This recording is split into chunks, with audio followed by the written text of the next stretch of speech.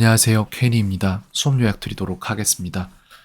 수업 계획에서 말씀드렸던 것처럼 학생이 배운 것을 그대로 보존하고 그것을 꺼내 쓸 수 있는 능력까지 가지 못하면은 기억은 결국 흐려지고 배운 것들은 결국 다 소실된다라는 생각을 하고 있어요. 그래서 학생에게 계속해서 요구하는 것은 어떠한 문법 지식에 대해서 제가 문법 초심자라고 생각하고 학생이 설명했을 때 내가 알아들을 수 있는가부터 시작해서 그걸 이용해서 학생이 문장을 쑥쑥 뽑아낼 수 있는가 이런 것들을 보고 있습니다. 수업의 극초반부로 가자면 여기서부터 보시면 될 텐데요. 여기가 아니네요. 여기 정도일 것 같은데 11일, 18일이죠. 여기 어디가 되겠네요. 여긴데 설명을 시키고 있어요, 제가. 가정법에 대해 설명하시오라고 하니까 I wish는 뭐뭐라면 좋을 텐데라고 해서 가정법의 한 형태인 작은 맥락인 I wish를 설명을 하더라고요. 근데 여기에서 나온 건 시제가 한 단계 후퇴라는 거 얘기를 하고 있고 이유를 안 줘요. 그러니까 한 단계 후퇴라고 하는데 자기가 아는 걸 얘기는 하는데 거기에 대한 맥락적인 설명은 못 합니다. 근데 상대에게도 맥락적인 설명을 못 해낸다면은 자기도 기억할 수 없어요. 그렇기 때문에 이런 설명을 요 정도까지밖에 못한다? 그러면은 기억을 못하죠. 미래를 나타낼 때 현재의 동사를 쓴다. 근데 미래를 나타낸다라는 게 아니라 미래에 대한 가정을 한다라는 이런 문법적인 데서 딱 설명을 짚어줘야 되는 부분에 대한 것에서 용어를 안 써요. 그러면은 기억을 못 합니다. 현재는 과거형인 동사를 쓰겠죠. 현재는 과거형인 동사 안 쓰죠. 현재에 대한 가정을 할 때에는 동사의 과거 시제를 쓰는 거죠. 정확히 해야 됩니다. 그래서 거기에다가 부연 설명을 더 해주자면은 현재 사실의 반대 이게 중요해요. 현재 사실의 반대에 대한 가정을 할 때는 동사의 과거 시제를 쓰고 과거 시제를 쓰기 때문에 이름이 가정법 과거가 붙었다는 맥락을 하나로 포함시켜서 외우는 게 맞아요. 그래서 이렇게 설명을 하게끔 가이드를 하고 있고요. 그 다음에 이제 예문 만들라고 하니까 완전히 또 3,000% 가죠. If it were not for fly 뭐 이런 식으로 나오잖아요. If it were not for까지는 외워야 된다는 강박을 가지고 있고 그랬기 때문에 이걸 외운 것 같은데 그 뒤에 뭐가 나올지는 본인도 뭐 어쩔 줄 모르는 거예요. 내가 볼 때. 그렇기 때문에 그러면은 그거를 하기 위해서 가정법의 한국어 문장을 한번 만들어 봐라고 했더니 내가 강아지를 키웠다 비숑을 키웠을 거다. 뭐 이런 식으로 가더라고요. 근데 전혀 영작 안 됩니다. If it were not for이라고 의미 없는 메아리만 계속 치고 있는 거예요. 가지고 있는 그 외운 거에서. 그러니까 자기가 외운 거를 언제 써야 될지랑 이런 것들이 안 되고 있는 거죠.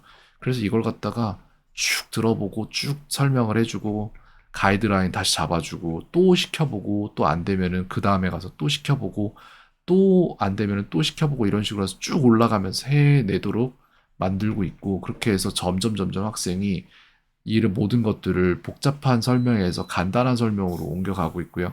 즉 이렇게 가더라고요. 가정법 과거 완료는 과거 사실에 대한 반대 가정을 하는 것이라고 하고 조리법은 if 주어 had been 이것도 지금 틀렸는데 bean이 아니죠.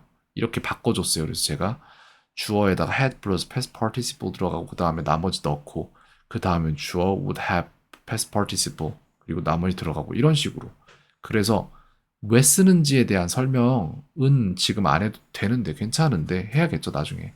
근데 가정법 과거 완료는 가정법 과거를 언제 쓸지 그리고 어떻게 쓸지를 정확히 알고 거기에 대한 예문을 제대로 뽑아내는지도 봐주고 있는 거예요. 근데 보면은 내가 공부를 했었다면 난 똑똑했을 텐데라는 예문을 본인이 만들겠다고 하더라고요. 해봐라. If I had been study. 그러니까 봐봐요. 여기 보면은 been이라고 본인이 얘기를 했잖아요. 그러니까 been을 쓰는 거예요. 그게 아니라 past participle이거든요. 이걸 고쳐주고 다시 하라고 하니까 여기서 잡혔죠 또. 이런 식으로 조금 더 바꿔서 해도 통과되고 여기에는 왜냐면은 똑똑하다라는 비동사에서 들어간 거고 거기에 빈이 들어가는 게 아니라 해피피가 제대로 작동하는지를 보기 위해서 이렇게 했더니 이렇게 되는 거거든요. 즉 저는 지금 뭘 하는 거냐면은 학생의 머리를 컴퓨터라고 생각하고 계속해서 지금 꼬여있는 코딩을 풀어주고 있는 중인 거예요. 그거를 유기적으로 하고 있는 거죠. 왜냐면 컴퓨터가 아니잖아요, 학생은. 고기로 이루어진 뇌를 갖고 있는 그런 바이오닉한 존재잖아요. 그래서 그걸 계속해서 코드를 뜯어서 지금 다시 해주고 있는 겁니다. 언제까지? 학생이 이거를 제대로 설명해내고 제대로 사용해낼 수 있을 때까지 하고 있고 됐어요 결국에. 결국에 됐는데 이걸 갖다가 그럼 학생이 이 코드를 바이러스 안 걸린 상태에서 제대로 뽑아낼 수 있는 과정으로 가게 만들고 그것이 증명되는 것은 언제이다? 제가 가정법 과거 완료 문장을 충분히 출력해내도록 카드를 편성을 하고 학생이 그걸 아무렇지 않게 뚝딱뚝딱 다 해낸다. 그럼 그건 제대로 되는 거예요. 그때까지는 진짜 사소하고 진짜 쓸데없어 보여도 이 모든 것들을 다 시켜야 됩니다. 왜냐? 저는 이 정도로 또 뭔가가 꼬여있을지 몰랐거든요. 그러니까 제가 굉장히 보수적으로 잘 안 될 수도 있다라고 예측을 잡아도 그거를 상회하는 오류를 많이 보여줘요. 제가 볼 때. 그래서 학생이 무언가를 자꾸 맥락 없이 외우려고 하기 때문에 그런 건데 수업 후반부로 가면 갈수록 학생이 뭔가를 말해낼 때 고민하는 모습이 많이 보여요. 그 전까지는 그냥 아무 의미 없는 메아리 치는 그런 외운 것을 뱉어내는 모습을 보여요. 단순함기. 근데 그 뒤로 갈수록 자기가 말을 절면서 고치면서 이게 맞아라는 생각을 하면서 가거든요. 그거는 맥락화거든요. 그쪽으로 학생이 배우는 방식을 계속해서 바꿔줘야 됩니다.